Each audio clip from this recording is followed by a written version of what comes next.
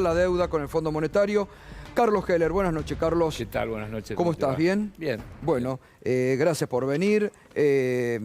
Y gracias también por permitirnos analizar, ¿no? Porque la última vez que estuvimos, y lo decimos, vos sobre todo, que venís de una larga lucha social, política, no es que te enamoraste ahora del Fondo Monetario, no, pero hay un sentido de responsabilidad también y de saber que las circunstancias no son fáciles, ¿no? En este momento, ¿no? No, a ver, primero, no solo no me enamoré, sino que sigo pensando que el fondo sigue siendo un organismo tan negativo como fue siempre.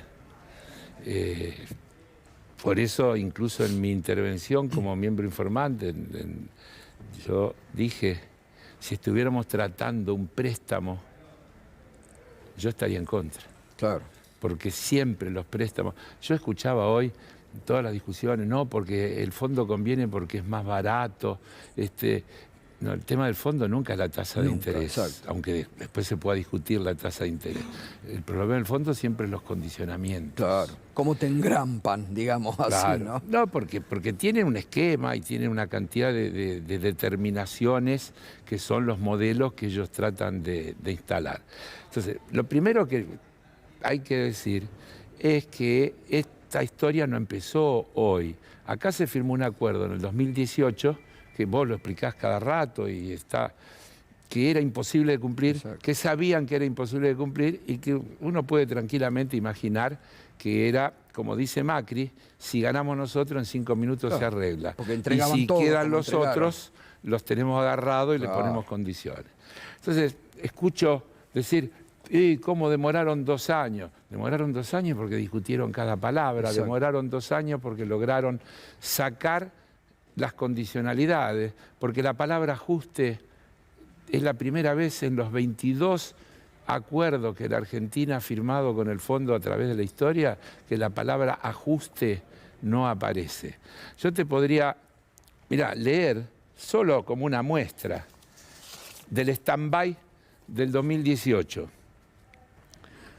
El gobierno se compromete a reducir el gasto en compras de otros bienes y en la adquisición de servicios por parte del gobierno nacional un 15% en términos reales durante 2018 en relación con el gasto de 2017. También se habla de continuar con los esfuerzos para racionalizar el empleo público. Esta es la terminología. Eso era ajuste. Claro, por eso eso te era digo... un típico acuerdo del fondo. Porque si no parece que claro, es lo mismo, no es lo mismo.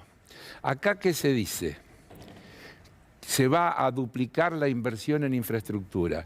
Va a haber un crecimiento moderado del gasto. Entre crecimiento moderado y ajuste hay una brecha muy grande. El achicamiento del déficit fiscal se tiene que dar por el crecimiento de los ingresos, que son producto del crecimiento de la actividad económica y de una mejora de la administración tributaria. Claro. Y el fondo dice, con énfasis en la progresividad impositiva. Otra novedad, vos cuando habla de la escuchaste multicausalidad al fondo de la inflación. Hablar de multicausalidad y de progresividad impositiva. Ahora, ¿por qué entonces se volvió bueno el fondo? No, es el mismo fondo. Argentina negoció y logró unas condiciones inusuales. Estuvo negociando hasta último momento, estuvo negociando hasta que se le venía encima el vencimiento. Y otra cosa, como ahora dicen que, pero en vez de 40 piden 45. Mentira. Los 45 el gobierno los estuvo pagando con la plata que le dio el Fondo de Derechos Especiales de Giro, y si además no lo pagaba, se caía la negociación porque el fondo no negocia si estás en situación de mora. Por lo tanto, todos los pagos que se estuvieron haciendo durante este tiempo del crédito de los 45.000 millones eran condición de la negociación. Por eso la negociación siempre fue por los 45.000 y no es que ahora, no, le debemos 40 y le estamos pidiendo 5.000 más. Ahora, Carlos, despejado toda esta incertidumbre, porque todos los sectores económicos, sobre todo empresarios, han dicho, lo necesitamos este acuerdo. Ahora, ¿no te parece que también... El menos malo de los escenarios posibles, para que Sí, quede claro. exacto, Y el nada menos para mal. festejar. Bueno, nada, pero digo, ¿no te parece que ahora sí, los mismos sectores que dijeron, bueno, lo necesitamos Sí. el acuerdo, ahora se tienen que comprometer a un acuerdo de precios, de Más salarios? que comprometerse lo tienen que cumplir, porque ya se comprometieron un montón de veces. claro. Ya no alcanza con comprometerse. Porque esta es la otra cuestión. Yo pensaba, creo que el otro día, no sé si lo dije cuando hablamos con vos en la radio, precios cuidados. Hay un acuerdo, 1.300 productos, 1.400 productos que tenían que aumentar 2% mensual. ¿Por qué no revisamos qué pasó con cada uno de los productos? ¿Por qué aumentaron las cosas como aumentaron? Si se hubiera cumplido precios cuidados, los aumentos tenían que haber sido menores. Puede haber habido algún desfasaje, porque el tomate, porque alguna verdura o alguna fruta estacional, pero todo el resto, los productos secos, digamos, los fideos, los productos de limpieza, los productos de tocador, toda la infinidad de cosas que hacen al gasto de una familia, tenían que haber aumentado dentro de lo que decía precios cuidados. ¿Por qué aumentó más? Entonces, el gobierno, con una vocación que yo comparto, está convocando, creo, para la semana que viene a una reunión otra vez de los trabajadores, CGT, CTA, los empresarios y el Estado.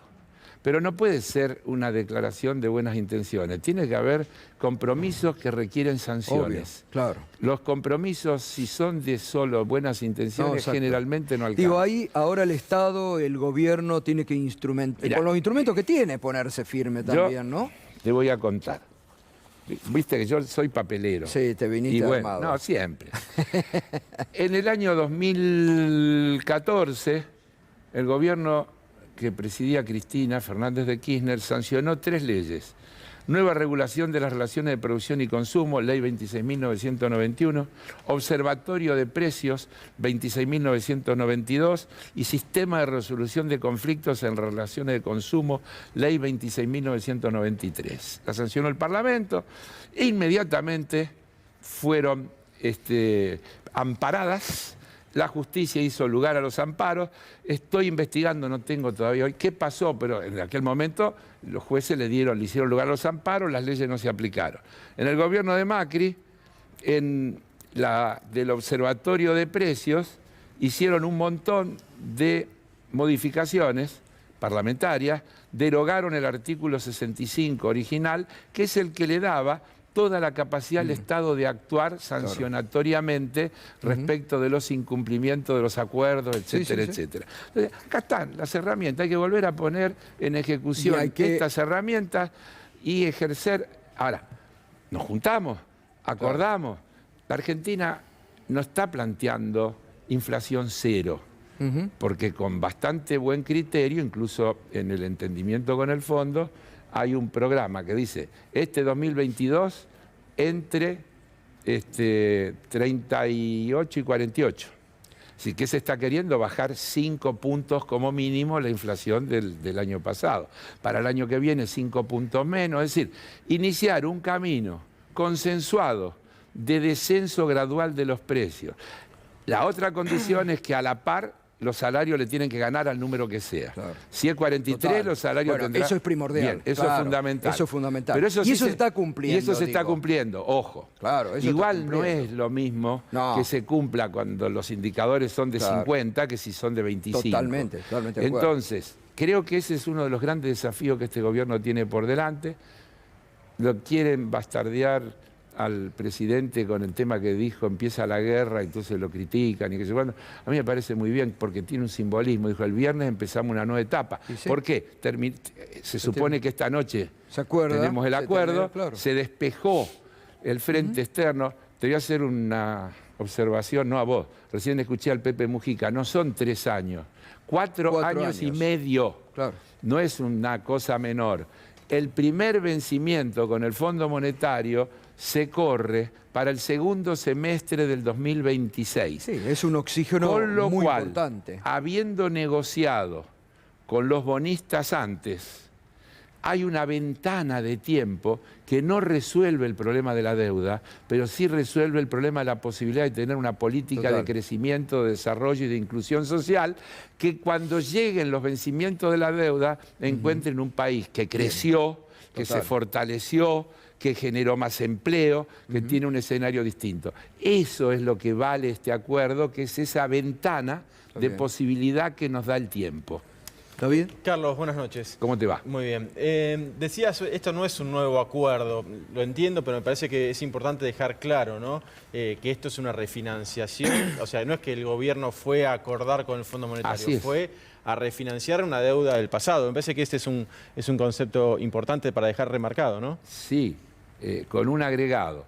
El fondo no reestructura deudas, por eso este entendimiento son en realidad 11 créditos que se corresponden con los vencimientos y que permiten que cada vencimiento se cancele, el que firmó Macri, y se genere otros vencimientos que empiezan a vencer en el 2026 y que van a llegar hasta el 2034, porque como se van a ir dando escalonadamente, de acuerdo a lo como son los vencimientos, los próximos, digamos, 30 meses, todos los vencimientos son escalonados durante los próximos 10 años y efectivamente es eso.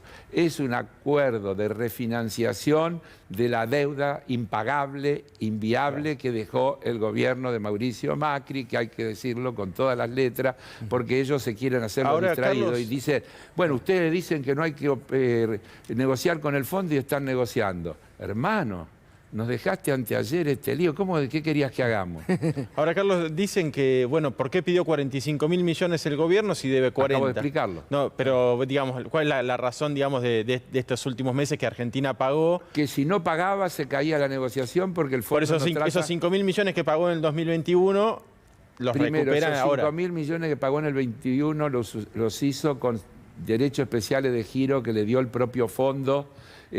Acordate cómo fue la historia, es decir, no lo hizo usando recursos propios, sino los recursos que le adelantó el propio fondo en el marco de los 650.000 millones de dólares que distribuyó en el mundo. Detalle, el otro día China oficialmente dijo que había acordado con Argentina en el marco del acuerdo de la Ruta de la Seda cederle parte de los derechos especiales de giro que tiene y que no va a usar y que van a también en este proceso significar en algún momento un alivio desde el punto de vista de los compromisos externos. Entonces tenemos un país que desde el punto de vista de lo que nos viene pasando desde hace muchísimo tiempo, por 4 años y medio despejó su frente externo, que tiene superávit de balanza comercial y por lo tanto creo que está en condiciones de pensar en una actividad, un desarrollo, un crecimiento sin que la restricción externa aparezca como una amenaza inmediata. Los 5.000 y pico de millones que va a recibir, más que lo que tiene que pagar, van a ir a consolidar las reservas. Y entonces va a servir para otra cosa, que es tranquilizar las expectativas de la devaluación con la que viven, justificando muchísimo de los temas que tienen que ver con los aumentos de precios. Totalmente. ¿Por qué tendría que haber una devaluación si tenés reservas y no tenés vencimiento y tenés superávit de balanza comercial? Claro. Entonces creo que hay condiciones para intentar transitar otro proceso, otra etapa, y bueno, no es fácil, pero creo que es un camino posible. Carlos, gracias por ser tan didáctico y claro que es necesario en estos momentos. Gracias por invitarme. Clarificar, por favor. Gracias, Carlos. Buenas noches.